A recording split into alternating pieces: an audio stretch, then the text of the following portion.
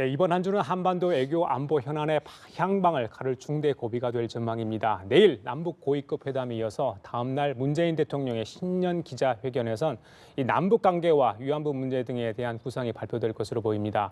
한편 오늘 오전 UAE 칼둔 행정청장이 방한했습니다. 임종석 비서실장의 UAE 방문 이후에 불거진 의혹들이 정리될지 관심을 모으고 있습니다. 이 시간 서양호 두문정치전략연구소장, 최영두 경남대 초빙 교수 두 분 모시고 정치권 이슈들을 짚어보도록 하겠습니다. 안녕하십니까? 네, 안녕하세요. 예. 자, 대담 오늘 첫 대담 주제 이 키워드로 시작을 좀 해볼까요? 키워드 주십시오. 예. 자, 이번 한 주 묵직한 얘기할 것이 정말 많습니다. 글쎄요, 한반도 정세의 분수령이 될 수 있고 문재인 정부의 어떤 가장 중요한 또 2년 차를 운영하는데 중대 고비가 될 수 있다 이런 분석도 나옵니다. 최 교수께 여쭤볼게요. 먼저 글쎄요, 뭐 방금 제가 여러 가지 소개해드렸는데 일단 내일 남북 고위급 회담도 잘 돼야 되겠죠? 네, 먼저? 그렇습니다. 예, 예. 네, 그렇습니다. 뭐 고위급 회담 오랜만에 열린 거고 또 문재인 정부가 오랫동안 공들여 왔던 것이 이번에 처음으로 이제 그 대화 채널이 열렸습니다. 그리고 또 하나 이제 내일 기자회견도 하실 테고. 모레죠? 지금 모레죠. 네. 근데 지금 우리가 좀 조심해야 될 대목은요. 이 남북 교류가 열렸다고 해서 굉장히 좀 흥분하는 것을 굉장히 조심해야 됩니다. 한번 우리가 역사를 멀리 갈 것도 없어요. 당장 지난 이후 2016년이죠. 17년 6월에 그 무주에서 태권도 대회가 열렸을 때 장웅 IOC 북한 IOC 위원이 와서 한 말이 있습니다. 그때 기자들이 뭐라 그러냐면은 스포츠 교류가 남북 관계를 개선할 것이냐 보느냐라고 했더니 좋게 말하면 천진난만한 생각이고 나쁘게 말하면 절망적이다 이런 이야기를 했습니다. 어떻게 스포츠 교류라든가 이런 것들이 북남 정치 이런 관계를 넘어서 군사 관계를 넘어서서 해결 없이 가져올 수 있느냐 이런 이야기인데 그러나 우리는 대화의 끈을 잡아야 되고 북한으로 하여금 비핵화의 길로 나서도록 설득을 해야 되는 시점입니다. 예. 그래서 그러나 이제 다만 우리가 뭐 좀 있으면 이제 그 평창 올림픽에서 같이 손을 잡고 입장한다든가 이런 남북이 공동으로 응원하는 그런 감격적인 순간이 될 겁니다. 그러나 역대로 보면은요, 1991년부터 시작됐습니다만 제일 처음에 남북 탁구 동시 그 있지 않습니까? 그 뒤로 뭐 북한이 NPT를 탈퇴하고 우리 기대를 계속 저버려 왔었습니다. 그래서 이 스포츠가 전부는 아니고 우리가 이제 남북이 신뢰를 회복하고 특히 북한이 미국과 우리 대한민국을 믿고서 비핵화의 길로 나설 수 있도록 이렇게 독촉하는 하겠습니다만 이 스포츠로 해서 지금 진전되고 있는 것들이 우리는 매번 정부가 바뀌지 않습니까? 근데 북한은 세습되지 않습니까? 그 라인 그대로 대남적화 통일 전략이 그대로 관철되고 있는 겁니다. 근데 이제 우리는 오랜만에 하는 것이다 보니까 때로는 흥분하고 감격하고 그러는데 좀 차분하게 이 사태 진전을 보고 정말 이번 대화가 비핵화까지 이어지는 어떤 그런 하나의 입구가 될 수 있도록 그렇게 노력해야 될 것 같습니다. 그 오늘 여당에서 내오는 논평이 좀 맞는 것 같아요. 남북 관계 처술에 배부를 수 없다. 그러면서 초당적 협력을 좀 당부를 했습니다. 예. 수장님. 근데 이번 한 주 뭐 슈퍼 위크라 그래서 상당히 많은 한반도 정세에 영향을 주는데요. 대체로 한반도 정세는 상당히 맑을 것이라는 게 대체 전망이고 곳에 따라 기압골의 차이가 있는 곳에서만 일부 흐린 것이 나올 것 같습니다. 특히 한국과 UAE 관계는 임종석 실장이 국빈 자격으로 방문하고 또 칼둔 청장이 답방 형태로 오는 거 아니겠습니까? 얘기가 뭔가 잘 되고 있으니까 공개적으로 오는 것이기 때문에 뭐 이 문제가 이번에 그 UAE에 대해서 많은 의혹이 있는 것을 해소하는 계기로 작용할 것 같다는 생각이 들고요. 특히 남북 간의 고위급 회담이 내일 열리게 되는데 그것도 북한에 대해서 핵을 폐기해라. 또 내지는 북한은 한국에 대해서 한미 군사훈련을 중단해라. 이러한 무리한 정치 군사력이 오고 가기 전에 평창 올림픽에 대해서 북한 선수단의 참석과 안전에 대한 보장 문제에 집중을 하고 응원단과 그리고 휴전선을 통해 올 것인지 아니면 중국을 통해서 제3국으로 올 것인지 이런 방문 방법에 대한 절차에 대한 논의를 집중해 나간다면 성과 있게 고위급 회담도 진행될 것 같고요. 다만 그 10일 날 아마 대통령께서 기자회견을 하시는데 위안부 문제에 대해서 지난번 그 위안부 할머니들과 만나서 형식도 절차도 모두 내용도 절차도 모두 잘못되었다라고 했기 때문에 아마 그 내용에는 일본의 공식적인 사과 촉구와 그 사과 촉구가 받아들이지 않는다라면 합의 문제에 대해서 고려할 수 있다는 정도의 강경한 내용이 잡힐 경우에 전체적 UA 전선이나 남북 전선은 아주 맑은데 한일 간의 현해탄 전선은 좀 기압골 양국 국민들의 받아들인 그 차이가 있기 때문에 예. 다소 좀 흐린 그런 형국이 되지 않을까 예상이 알겠습니다. 되겠습니다. 날씨를 비유해 주니까 쏙쏙 들어오는 것 같은데요. 그 남북 회담 결과를 가지고 그 야당 쪽에서 항상 보면 좀 폄훼를 하고 그랬는데 이번 물론 결과를 봐야 알겠지만 남북 관계 문제에 있어서 조금 협력하는 그런 모습은 저희들이 좀 기대해도 되지 않을까요? 어떻게 보십니까? 지금 그 미국의 트럼프 대통령도 일단 남북 간 대화를 지켜보겠다고 하지 않았습니까? 그리고 대화랑 항상 좋은 것이다 그랬고 이건 뭐 여야가 있을 수가 없죠. 남북 관계 잘 풀리기 바랄 테고 예. 다음에 박근혜 정부, 이전 정부, 이명박 정부 모두 남북 관계를 잘 개선해 보려고 굉장히 애를 썼었습니다. 썼는데 이제 북한이 이제 그 핵 당장 작년만 하더라도 2016년에 김정은이 그 남북 관계 개선 의사를 비쳤습니다. 그래서 상당히 그 임기 말인데 기대를 했지만 그러나 곧 바로 북한 핵실험에 했거든요. 그래서 이런 관계들은 꼭 이 야당이 뭐 좀 경계를 하는 것이 조심하자. 우리가 예. 너무 흥분해서 이제 이런 게 있지 않습니까? 예. 해외 정책으로 퍼주기 했다라는 게 야당의 입장이지 않습니까? 그러다 보니까 혹시 이번 정부가 조금 너무 이게 오버하지 않도록 예. 좀 견인하는 그런 역할 아니겠나 싶습니다. 알겠습니다. 자, 내일 모레입니다. 모레 10일 날 이제 신년 기자회견이 있습니다. 문재인 대통령이죠. 지난번 취임 100일 날 그때 이제 기자회견 하지 않았습니까? 네. 그래서 그때도 뭐 각본 없이 이렇게 네. 한다고 했는데 이번에도 뭐 그렇게 하죠. 예, 뭐 예. 기자들한테 지명을 해서 예, 예. 본인이 직접 지명을 해서 질문을 하고 답변을 하게 하는 형식인데 꽤 오랜 시간이 좀 진행이 될 것 같아요. 물론 방금 이제 예, 예. 몇 가지를 이야기를 했는데 그런 이야기도 나올 것 같고요. 네. 진행 방식과 또 내용 어떤 내용들이 네. 주로 담겨야 되고 네. 의미가 있다고 보시는지. 이 각본 없이 진행한다는 데 대해서 너무 큰 의미를 부여하는데 사실 이 각본이라는 것을 청와대에서 짜는 게 아닙니다. 이게 역대 정부에서 보면 기자실에서 짭니다. 이게 내일 사실은 약간 돌출적으로 사실은 모든 언론사, 대한민국의 모든 크고 작은 언론사한테는 이 전국에 생중계되는 곳에서 예. 돌출적으로 질문하고 그다음에 자기 매체를 한번 소개하는 건 엄청난 영광입니다. 예. 이건 뭐 광고 효과가 얼마나 크겠습니까? 그래서 이제 막 질문들을 하려고 그럴 겁니다. 서로 손을 올리고.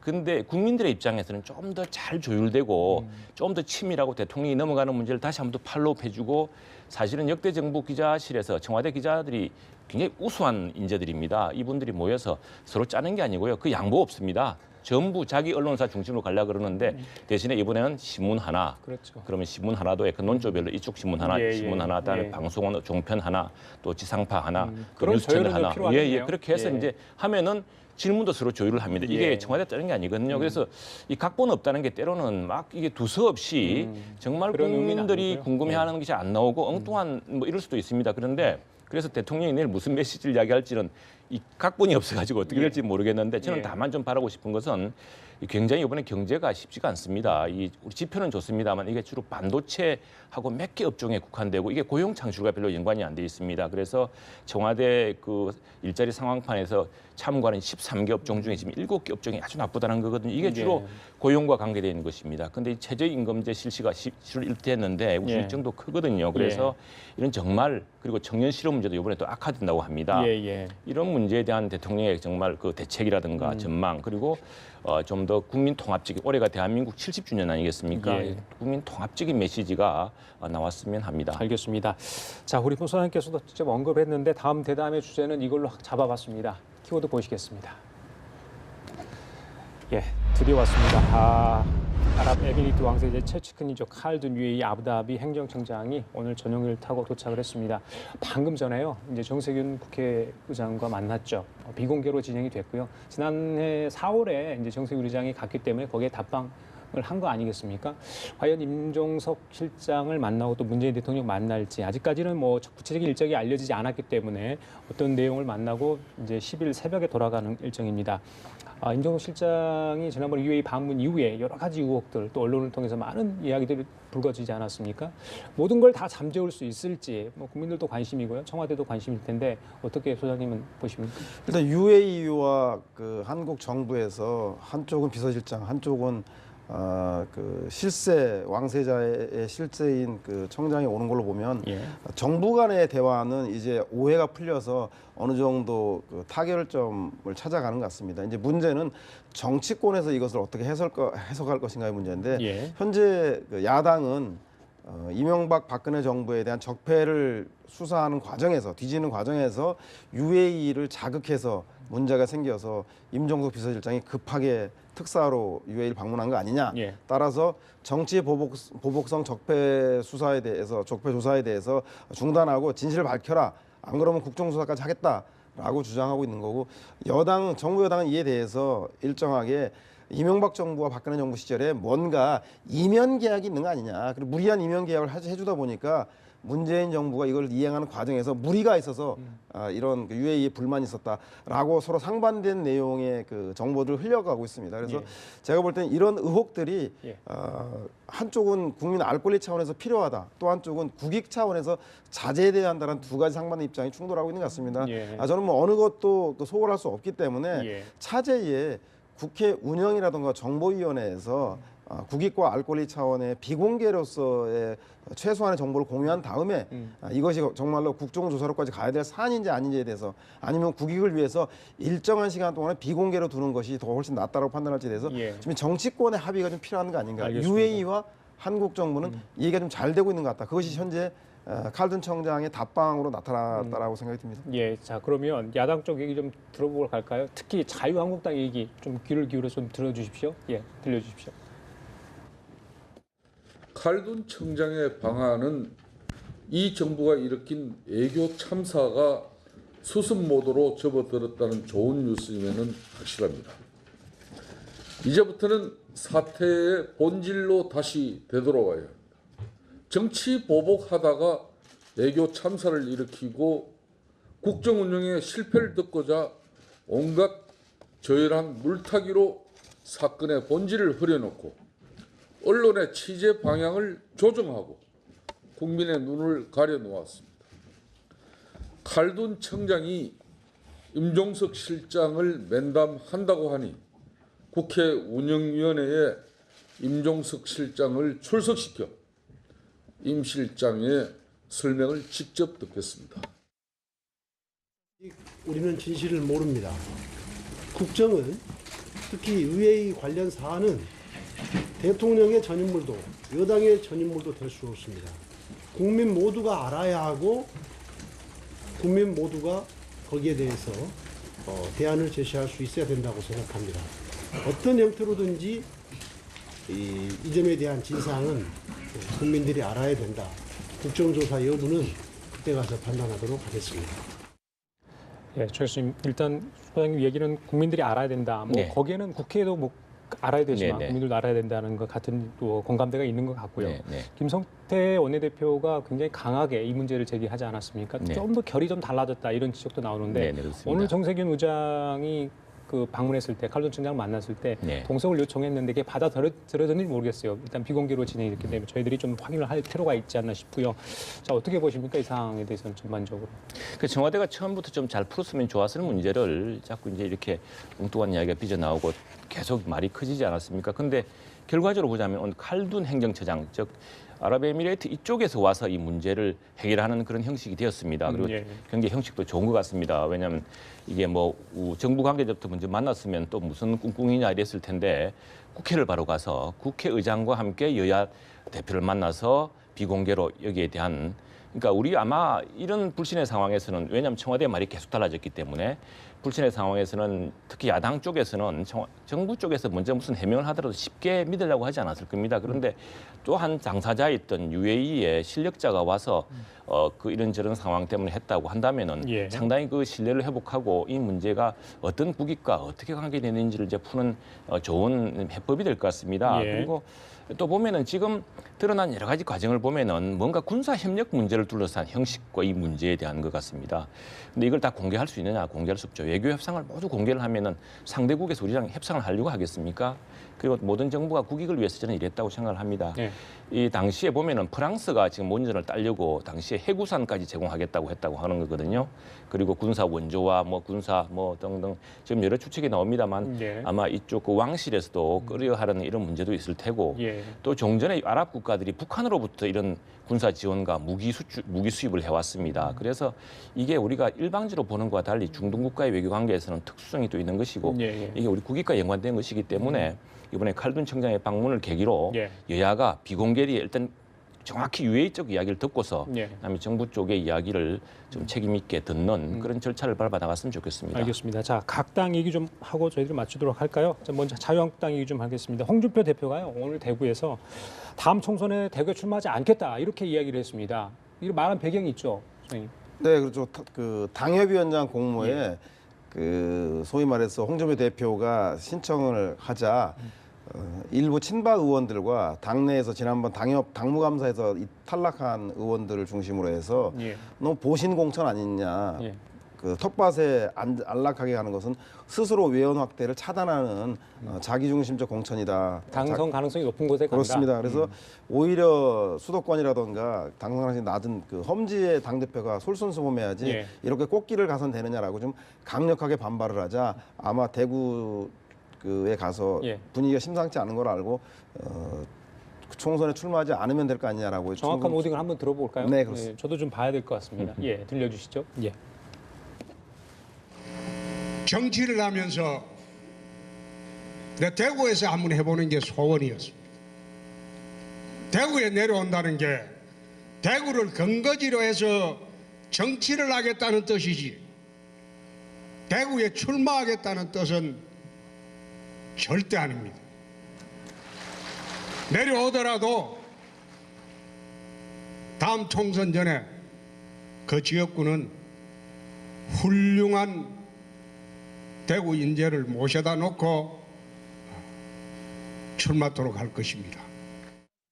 예, 최 교수님 지난번에 그 홍준표 대표가 페이스북에 대구가 마지막 종착역이 되게 하겠다 뭐 이렇게 했거든요. 페이스북에는. 네. 달라진 얘기예요, 벌써. 예, 그럼 아니 이게 그렇지 않아요? 사실 계산해 보면 간단한 문제입니다. 예. 출마 안 할 거고요. 예. 대구에 출마해서는 안 되죠. 그리고 지금 어디 지역구를 이야기하는 게 의미가 없습니다. 만일 당에서 내년 이번 6월 지방선거라든가 또는 보궐선거 아주 다급해지면은 대표부터 앞장서라 차출하면 안 나갈 수 있겠습니까? 그래서 사실 이 지역구를 택하는 건 별로 크게 정치적으로는 다음 총선과 관련해서 중요하진 보석은 아니라고 보고요. 예.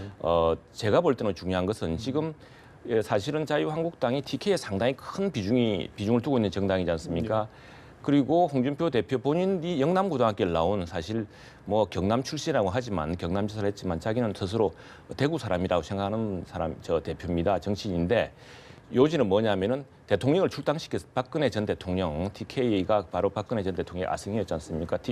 전 대통령을 출당을 시켰고 또 친박계 상당 부분을 이렇게 배제시켰습니다. 이제 이런 상황에서 정치적으로 내가 대구에 파고들어서 내가 이렇게 불가피하게 출당시키고 또 친박계 일부 정리했지만 난 대구 사람이라는 선언을 해서 오히려 그 자유한국당의 전통적 근거지인 대구에서의 그 자신의 기반을 되찾겠다라는 그런 예. 정치적 보석으로 보입니다. 아, 그래요? 네. 예, 알겠습니다. 그 정도 해석을 하면 될 것 같고요.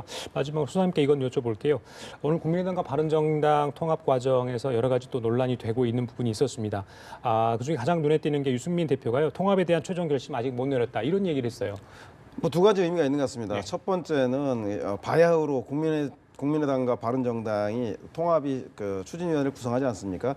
보다 더 유리한 고지를 선점하기 위한 일종의 기싸움, 삿바싸움의 성격이 있다는 생각이 들고요. 예. 또 하나는 국민의당 내부의 통합 찬성층과 반대측이 격렬하게 대립하고 있습니다. 따라서 통합 반대측을 견제해 줌으로 인해서 통합을 추진하려고 하는 안철수 대표에게 힘을 실어주기 위한 이중적 포석이라는 생각이 들고요. 아마도 이런 흐름 때문에 바른정당과 국민당 내의 통합 찬성측들이 통합으로 가기 때문에 예. 결국은 호남 중진 의원들은 그 교섭단체가 구성이 되든 안 되든 간에 예. 전당대회 과정 속에서 계속적으로 항의를 해 나가다가 예. 교섭단체 구성이 실패할 경우에 결국은 호남 무소속 연대 형태로 예. 탈당을 결행할 수밖에 없지 않겠는가. 예. 통합 열차는 유승민 그 의원의 오늘 선언에 따라서 사실상 안철수 대표에게 힘을 실어준 거로 의미를 해석해야 될 것 같습니다. 알겠습니다.